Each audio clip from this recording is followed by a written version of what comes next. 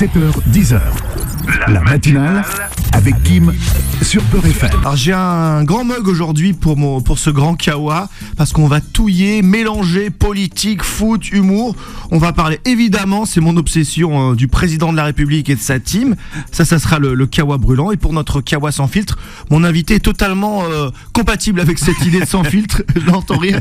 D'ailleurs, ce côté sans filtre, ça lui a valu un peu des problèmes. Comédien hyper caustique, mais à la fois observateur de terrain de notre société, puisqu'il réalise des reportages avec son micro. Il est devenu une voix incontournable de France Inter. Son nom de famille est celui d'un palace, alors qu'il se place toujours du côté du peuple. Sa malice et sa chevelure argentée font de lui une sorte de Fabrizio Ravanelli de médias. Il s'est retrouvé dans l'œil du cyclone après une vanne sur le très pacifiste Benjamin Netanyahou. Invité spécial, pas le premier ministre israélien, non. Guillaume Meurice. Alors comment il va? Il a pris son kawa ou pas? Ça va, ben voilà, on m'a bien servi, on est bien reçu à Beurre FM. Ouais, c'est quoi? C'est un serré, c'est un sucré? C'est un allongé. Allongé, ouais. Un petit peu le côté feignasse quand même. C'est ma position préférée. Alors kawa brûlant un peu atypique, je me suis un peu adapté à vous. Je vais tenter la dérision, la vanne, je tente, hein. Franchement, faut être indulgent. Vous êtes doué là-dedans, moi je vous connais depuis longtemps, je vous suis depuis longtemps, on se croisait à l'époque des reportages. C'est vrai, sur le terrain.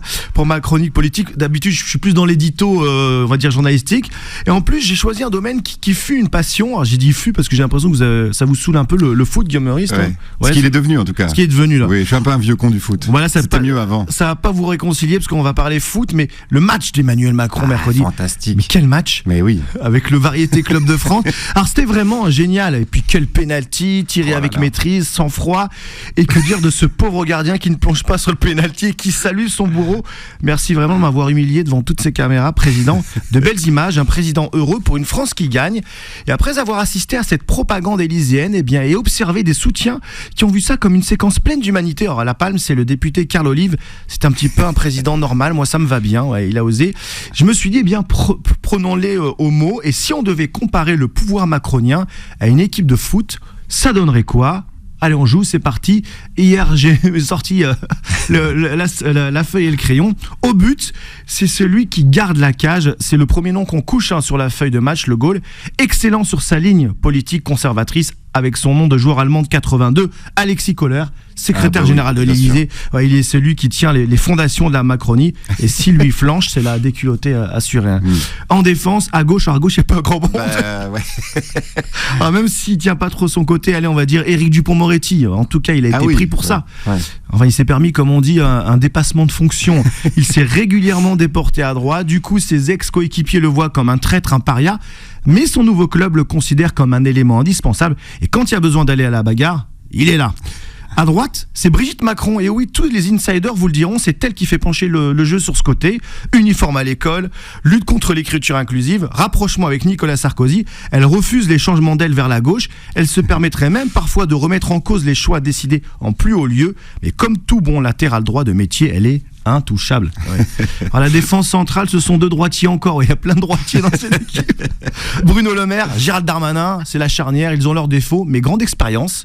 Un petit côté mercenaire puisqu'ils ont déjà joué pour le rival. Mais bon, comme on dit, ils tiennent la baraque. Bémol, ils restent assez prévisibles dans le jeu. Plat du pied sécurité pour Darmanin. Et on ferme la boutique côté Bruno Le Maire. C'est chiant. Mais pour Macron, c'est du solide. Attention, ils apparaissent de plus en plus dans la rubrique Mercato et aimeraient prendre les clés de leur propre équipe. Milieu, roi de la récupération, François Bayrou, très solide dans la première partie de l'exercice. Il semble payer le poids des années avec des sorties impulsives et jugées trop individualistes. Paraît plus proche de la fin que du début. Voilà. Ouais. Numéro 10, forcément, le Zizou, le seul roi Emmanuel Macron en personne, capitaine.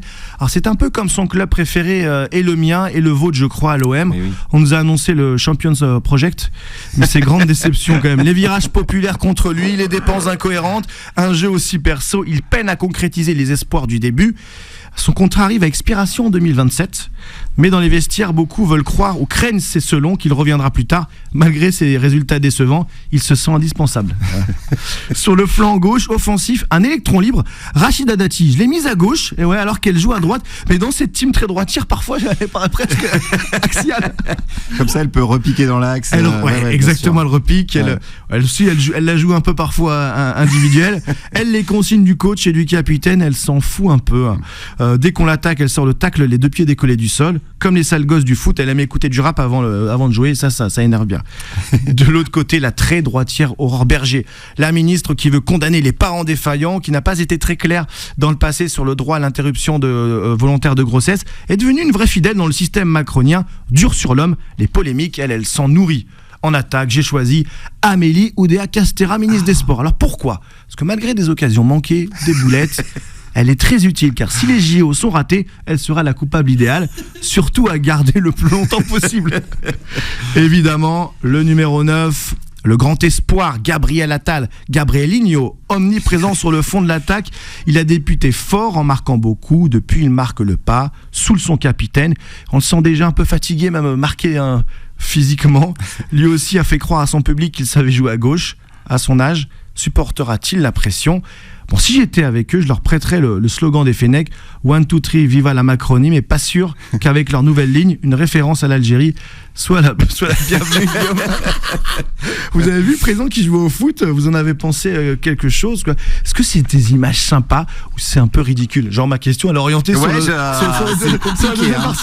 c'est une question compliquée. Non, c'est très marrant, surtout pour un humoriste d'observer ça, parce qu'on se fout de la gueule de Kim Jong-un à longueur de journée, mais c'est vraiment de la propagande pure. Et surtout ce pauvre gardien qui a peur d'un contrôle fiscal, donc il plonge pas. Ça c'est pour l'aspect rigolo. Pour l'aspect moins rigolo, c'est que c'était un match organisé au profit des pièces jaunes qui sont censés récolter du pognon pour l'hôpital public. Et là, on a quand même un mec qui détruit l'hôpital public et qui après participe à une opération caritative. Oui, c'est vrai que c'est une vision aussi politique qu'on peut avoir, c'est-à-dire il y a une espèce de cynisme aussi avec ce match. Ouais. Le mec crame une baraque et après il fait une cagnotte pour reconstruire la baraque en se posant comme le sauveur. Enfin, c'est terrible, quoi. Et c'est vrai que si on avait vu, vous parlez de dictateur nord-coréen, vous êtes allé un peu loin, mais c'est normal. mais ce qu'on me reproche parfois. C'est même pour ça que vous m'avez invité. C'est pour ça. Bah oui, ça aurait été chiant. Sinon, on aurait demandé à, je sais pas, à Roland McDan de venir. Mais ça aurait été un peu plus relou. J'avais pas trop de questions à lui poser. Non, mais c'est vrai que parfois on oublie de prendre du recul quand il y a une actualité, notamment sur nos dirigeants, parce qu'on se sent toujours un peu plus intelligents, les Français. Mais si on a vu ces images d'un autre président dans un contexte de crise en train de jouer au foot, avec tout le monde qui applaudit, des gens qui viennent lui taper sur l'épaule, vous êtes formidable, monsieur le président, on aurait appelé ça à une époque la Russie de Poutine. Mais Poutine fait ça, il fait des matchs de hockey sur glace et tous les autres le laissent marquer des buts. Et on se fout de sa gueule. Ou le président turc Erdogan, il joue et il est hyper. Il est bedonnant, il avance pas, tout le monde le laisse. Ouais. Si tu le touches, tu termines dans une geôle. Bon, là chez nous, c'est un contrôle fiscal peut-être, c'est quand même le niveau un peu plus démocratique, on va dire. Ouais. Pour l'instant. Ouais. Bon, alors Guillaume Meurice, on est heureux de vous recevoir. Vous sortez un livre, je l'ai là. Alors même si on est en radio, on a quand même un petit iPhone pour filmer, donc je le présente. Voilà, vous sortez un livre attendu qui s'appelle Dans l'oreille du cyclone. On explique le contexte sur France Inter le 29 octobre dernier, c'est ça. Vous êtes au micro du Grand Dimanche soir et là, dans un billet humoristique, vous qualifiez, alors il n'y avait pas que ça dans la vanne, mais c'est la phrase qui... vous qualifiez le Premier ministre israélien de nazi sans prépuce. Vous parlez d'un déguisement Halloween, je crois. Oui, c'est ça, c'est une chronique sur Halloween. Ouais. Et cette sortie vous vaut un déferlement de cyberharcèlement, mais aussi des critiques essentiellement de la droite et de l'extrême droite. Votre direction vous lâche un peu, et surtout vous faites l'objet de poursuites judiciaires. On spoil direct, ça a été classé sans suite. Cette semaine, là, c'est récent. C'est un scoop. Un scoop, on l'a. Scoop de RFM. Et oui, scoop de RFM. Et on va voir la réaction. Déjà, vous êtes soulagé, ou vous y attendiez, c'est pas une surprise, ou quand même on fait... Non, je m'y attendais, je voyais pas comment ils auraient pu aller jusqu'à un procès.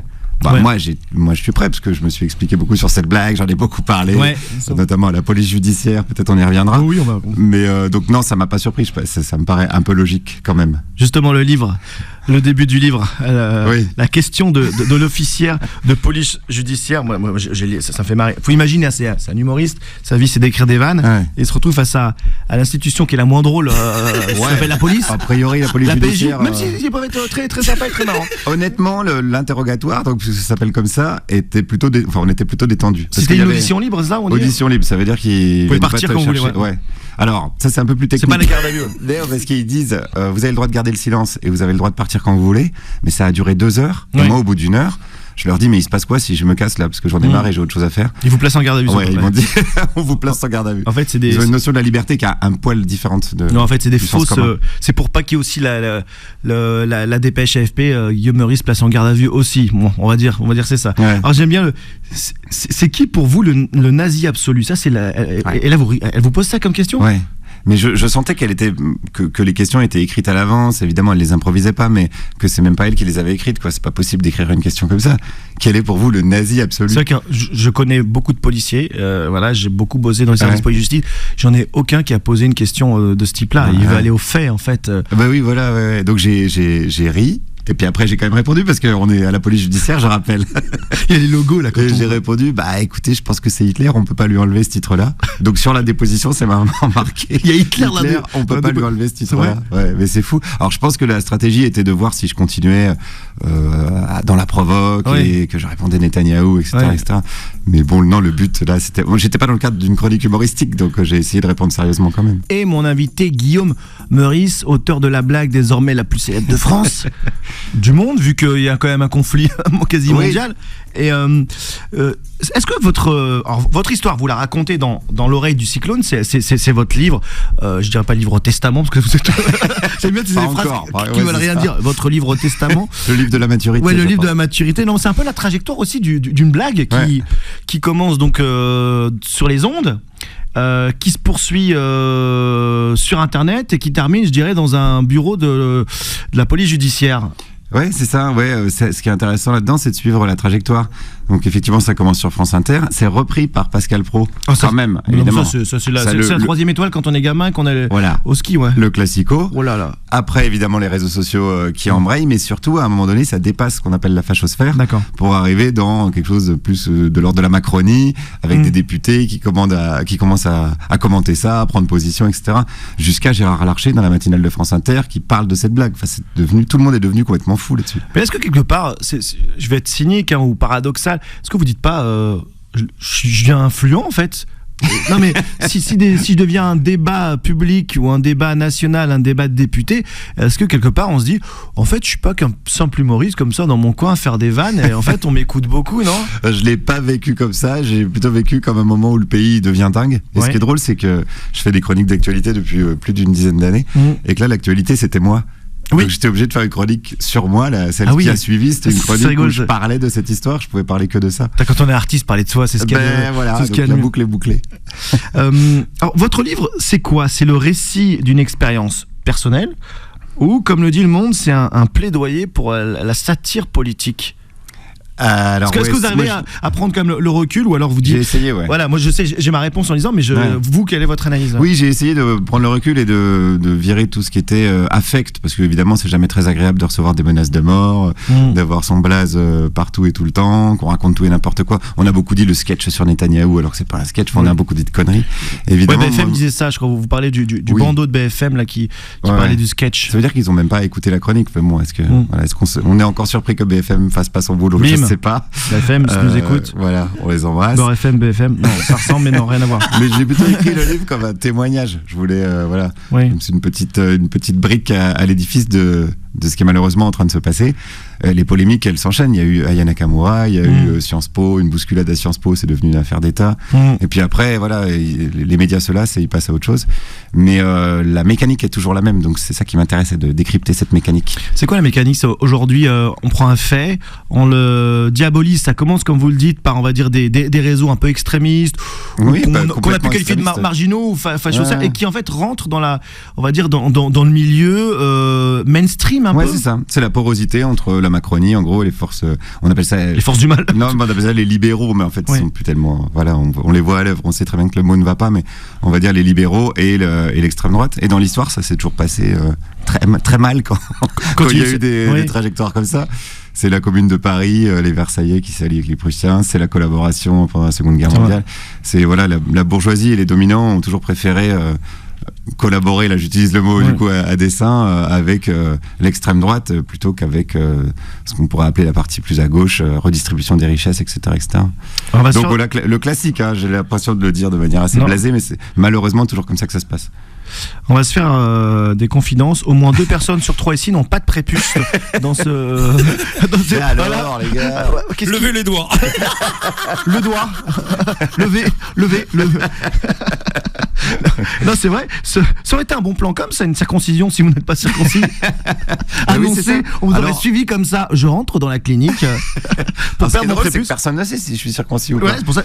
Alors j'y vais. Je suis un journaliste d'investigation êtes-vous circoncis? Ça ne vous regarde pas. C'est une réponse. C'est une réponse. Êtes-vous nazi? Non, ça peut être l'autre pan du. Je ne répondrai qu'à la police, mais c'est vrai. Non, mais même les gens, j'ai beaucoup répondu ça aussi. Je disais, est-ce que ça change quelque chose si je suis juif ou pas? Alors les gens sont obligés de dire. Bah oui, là, dans ce cas-là, t'aurais peut-être été plus légitime à faire cette blague. Ah oui. Je dis, mais qu'est-ce que vous en savez que je suis pas juif? À quel moment les gens savent si je suis juif ou pas? Ah ouais, donc, ils disaient, mais à la police, ils m'ont dit ça quand même. Ah oui. Ils m'ont dit, mais vous êtes juif? J'ai dit, oh la vache, la police française est en train de demander à un concitoyen. Vous avez vu la question? C'est méga chaud là. C'est chaud. Donc, bon, comme je disais tout à l'heure, c'était un peu détendu, donc tout le monde a rigolé et ils l'ont pas noté dans la déposition. Mais j'ai jamais répondu à cette question. Ça vous aurait rendu regarde pas. Plus légitime si vous aviez été, si vous l'êtes pas, je sais pas. Si vous étiez circoncis là, je suis circoncis, je sais de quoi je parle à la limite. C'est un piège, je suis juif, je sais de quoi je parle. Moi, je pense que c'est jamais une bonne défense si on est attaqué là-dessus. Donc non, moi je voulais qu'on réagisse sur le fond de la blague et on parle quand même d'un criminel de guerre qui est en train de transformer un territoire en parking. Enfin, on parle quand même de choses costauds. Évidemment, c'est de l'outrance. Évidemment, je sais que Netanyahou n'est pas à proprement parler un nazi, mais quand même, ce qui se passe est comme complètement effarant. Faut le rappeler quand même un petit peu. Alors visiblement, cette vision, votre direction, on l'a pas toujours eue. Hein. Non. Est-ce que c'est une question rhétorique? Est-ce que France Inter, la direction, la directrice, est-ce que tout ce monde-là était à la hauteur lors de votre affaire? Moi, j'ai pas trouvé, dans le sens où je leur ai directement dit, si vous considérez que c'est antisémite, faut me virer, ce qui me semblait logique. On ne garde pas quelqu'un qui tient des propos antisémites. Mais si vous considérez pas ça, faut me défendre à fond. Et qu'ils ont fait complètement un truc entre deux. Pourquoi, votre avis? Je pense qu'ils se prennent eux des coups de pression. Enfin bon, ça, j'ai envie de dire, c'est pas mon problème. Moi, j'ai un peu géré la pression sur ce qui m'est arrivé pendant un mois. C'était à eux de gérer celle qu'ils prenaient et je trouve qu'ils l'ont pas fait. Après, c'est pas grave, j'attendais pas grand chose d'eux non plus. Enfin, moi, j'ai jamais demandé de soutien ou quoi aux caisses. C'est juste, c'est intéressant de voir comment tout le monde se positionne. Ça m'a beaucoup intéressé par contre. Est-ce que quelque part vous dites pas, je sais pas si vous dites, moi, est-ce qu'inconsciemment il n'y a pas une graine qui est semée et que la prochaine fois, sans vous en rendre compte, vous pourriez vous auto-censurer? Pas du tout. Là, par exemple, est-ce que vous seriez prêt à repartir sur une blague sur ce même thème ou pas? Eh bien, hier soir, j'ai refait la blague puisqu'elle est validée par la justice. C'est ma première blague et la seule à ce jour validée par un procureur de la République. Donc j'ai dit, c'est bon, j'ai dit aux gens, vous pouvez la faire chez vous, elle est safe, l'État français cautionne, vous pouvez faire des mugs et des t-shirts. Oui, c'est peut-être ça votre fonction en fait, c'est d'abord de tenter les blagues en public, pour savoir si nous, kidam, non humoristes, on peut les faire dans la rue, sans risque. En rentrant dans un commissariat, j'ai une blague. Ouais, peut-être, si ça peut servir à ça. Si maintenant on doit scruter chaque blague pour savoir les tenants, les aboutissants, les intentions, tout ça, allons-y. Hein. Vous allez relire 2 fois ou pas maintenant vos blagues? 3 fois? Non, mais... Honnêtement, non. Moi, je me suis posé la question quand même, parce que quand on se fait accuser d'antisémitisme, ce qui était mon cas, on peut faire aussi de l'antisémitisme sans s'en rendre compte, comme on peut faire des blagues racistes ou tenir des propos sexistes sans forcément faire attention. Donc je me suis quand même posé la question, puis vraiment très rapidement, je me suis dit, non, je suis resté dans le cadre de la loi et de mon secteur d'activité, qui est quand même de faire des vannes. C'était une chronique d'humour dans une émission d'humour. Je crois que le terrain était assez balisé, donc tout le reste, c'était hypocrisie et mauvaise foi. Est-ce que vous pensez que vous avez touché entre guillemets à l'intouchable, que maintenant que vous avez fait ça, tout le reste, ça va être facile. Ouais. Le président, ça va être facile. Le PSG, c'est facile. Tout, vous pouvez taper sur tout. Oui, un peu. Les prêtres, là, ça va être facile. Voilà, ça, ouais. Non, il y a un peu de ça. Et alors, il y a un truc qui est drôle, c'est qu'en début de saison, Adèle Vendrette, qui est la directrice de France Inter, avait donné une interview aux Parisiens. Et il y a toujours un peu le mot d'ordre de la saison. Et là, c'était, on va continuer à titiller les interdits. Et donc j'ai dit, putain, Adèle, là j'ai fait mon boulot avec zèle, donc j'ai demandé une augmentation. Génial. J'ai quand même respecté de ouf le mot d'ordre. Vous étiez en avant sur les objectifs en fait. Moi je suis un employé modèle, donc voilà, titillons les interdits. Voyons quel est l'interdit suprême. Du moment c'est celui-là. Allons-y. Alors question qu'on a dû vous poser 1 milliard de fois, je la repose. Est-ce qu'on peut rire de tout? Non, je déteste cette formulation, donc j'ai toujours de la poser différemment. Y a-t-il une limite à la blague et c'est quoi est-ce qu'il y a un mode d'emploi? Est-ce qu'on a quand même un curseur, c'est-à-dire blessé jusqu'à un certain point? Est-ce que le dominant ne peut pas rire du dominé? Est-ce que vous avez comme ça des petites grilles de fabrication des blagues impertinente? La loi, moi je me réfère à la loi française que je trouve pas mal foutue. Et voilà, là il me semblait que j'avais respecté la loi, ça a été confirmé depuis. Mais c'est comme si, je sais pas, il y avait une limitation de vitesse à 80, que je roulais à 75 et qu'on m'a dit non, en fait c'était 50. je veux dire, voilà, fallait me le dire avant sur le contrat, fallait me dire t'as pas le droit d'aborder tel ou tel sujet. Parce que par exemple, si on a souvent des visions a posteriori, si on prend un sujet pour lequel on est sensible ici, la Zoubida, la chanson par exemple de la Gaffe à l'époque. Bon, c'est vrai qu'à l'époque elle passe, d'ailleurs c'est fou, elle fait pas tant d'émotions, elle crée pas tant d'émotions que ça. Ouais. Et aujourd'hui, on dit c'est un peu raciste. Mais ça l'est pas mal aussi. Ça l'est pas mal. Voilà. Non mais ça se pose aussi la question. Mieux. Oui, est-ce que vous, par exemple, si vous avez un collègue qui fait ce genre de blague, vous lui dites ouais, c'est pas très drôle, j'aime pas, t'as pas le droit, ou alors vous dites c'est pas drôle, mais t'as le droit. Ah bah après on peut discuter. Moi j'aime bien discuter de tout avec tout le monde, donc oui, j'ai pas de souci avec ça. Mais tant mieux, non, que l'époque évolue et que peut-être oui, on trouvait pas ça choquant. Et que le fait qu'on ait évolué là-dessus, c'est quand même, on peut considérer que c'est un bienfait pour la société, j'espère. Alors après, ce qui est drôle, c'est d'entendre on peut plus rien dire. Tous ceux qui ont voulu me faire taire ont dit on peut plus rien dire dans la même phrase. Donc voilà, il y avait une contradiction rigolote. Mais parfois la frontière est pas évidente. Si demain un humoriste d'extrême droite se met à se moquer des Arabes, des Juifs, des Noirs, il dit non mais c'est de l'humour, je fais comme Guillaume Meurice, on part de quoi pour comment dire entre guillemets le condamner, c'est de son intention, mais c'est pas évident quand même de savoir quelle est son intention. Si on écoute les chroniques de Gaspard Proust sur Europe 1, on la connaît l'intention. Mais moi j'ai pas tellement de soucis avec ça, dans le sens où il avance pas masqué, il donne son avis, moi je donne le mien. Donc à partir de là, on peut discuter. Moi, je suis pas pour lui foutre un procès. Non, vous êtes solidaires aussi entre vous, les humoristes, quelles que soient, on va dire, vos visions, vos sensibilités. Non, pas forcément. Il n'y a pas une question forcément de solidarité, mais il y a une question de est-ce qu'il a le droit de le faire ou pas. Si ça reste dans le cadre de la loi, moi, je considère que oui. Après, je vais pas me battre pour Gaspard Proust pour qu'il ait le droit de déverser ses chroniques réac un peu partout. Mais après tout, il est embauché pour ça. Il est sur Europe 1, média de Bolloré. Enfin, tout ça est assez cohérent. Ça c'est clair. C'est assez évident. Et justement, on prend souvent comme exemple Charlie. Eris, le dessinateur de Charlie, avait lancé ces mots assez durs pendant votre polémique. L'esprit Charlie. J'aime pas dire votre polémique parce qu'il y en a plus. Vous avez été, ça y est, vous êtes blanchi. Sur ce qui concerne le livre, le mec a lancé ces mots assez durs. L'esprit Charlie n'est pas une poubelle pour y jeter ses propres cochonneries. Est-ce que ça vous a fait mal ce qu'a dit Iris? Non, pas du tout. Mais je pense qu'il y a beaucoup de paresse aussi, puisque à mon avis, Iris, il me connaît pas. Moi, je le connais très bien parce que j'ai été un gros lecteur de Charlie Hebdo. Donc, il y a des dessins qui m'ont bien plu de lui, d'autres moins. Enfin, comme tout un chacun. Enfin, la vie, quoi. Et ce qui m'a fait rigoler, c'est quand il a parlé de nuances. Dans la même interview, il dit il faut être subtil dans l'humour, il faut une nuance. Et Rhys, il est quand même connu pour une de Charlie où il y a Papa Outé avec Stromae et des membres découpés dans tous les sens, alors que le père de Stromae est mort comme ça. Enfin bon, il y a les leçons de subtilité de Rhys, ça m'a fait pas mal rigoler. Alors, ce livre est devenu ma Bible, enfin mon Coran, enfin ma Torah, mon livre de chevet. On peut plus rien dire. Je ne peux pas le présenter, ce livre. Franchement, c'est pas.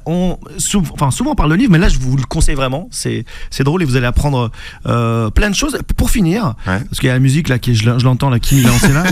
Et là, il me dit tais-toi. Il y a une contradiction ou pas dans cette affaire? J'imagine que votre livre, c'est un succès. Vous allez devenir riche et bourgeois. Mais tous les droits d'auteur sont renversés à Médecins du Monde. Je gagne absolument 0 €. C'est relou. J'arriverai pas un peu à l'abîmer aujourd'hui. Je suis prêt pour la politique, ça veut dire. C'est vrai. Oui, et vous pourriez faire de la politique. La dernière question. C'est l'autre question. Mais on fait de la politique. Là, on est en train de faire de la politique. On prend la parole en public, on donne notre avis. C'est-à-dire, est-ce que vous seriez prêt à vous présenter à des élections ou pas un jour? Inch'Allah. J'ai la réponse, il est circoncis. Au lieu de dire, je peux dire, j'ai la réponse, il va faire la politique, c'est la meilleure conclusion. Alors, je pense que cette vidéo et ce passage de Inch'Allah va être repartagé un peu partout. Voilà, on va demander à Nabil. On a levé le voile. Non, c'est pas, regarde, Zelensky. C'est vrai. Et il jouait du piano avec sa bite. Techniquement, sur scène, c'est exactement ce qu'il faisait. Et aujourd'hui, il est chef de guerre. C'est clair. Donc, faut se méfier. Il y en a beaucoup des gens qui ont dit non, moi, jamais. Puis après, on ressort les archives à quotidien. Ah oui, on adore. Il y a le vrai placard archive à quotidien. Attention, physiquement, il est là. Moi, j'allais chercher comme ça. Il y avait beaucoup. Moi, j'allais vers Marine Le Pen. J'avais plein d'archives comme ça. Il y a des bonnes archives. Il y a des belles. Jean-Marie Le Pen, elles ont. Mais c'est des archives judiciaires pour le coup, lui. Merci en tout cas, Guillaume. C'était un plaisir. Merci pour l'invitation. Et puis on attend le tome 2 après la prochaine vanne. On va voir. On continue la saga. Merci à vous deux, messieurs. 7h, 10h. La matinale avec Kim sur Peur FM.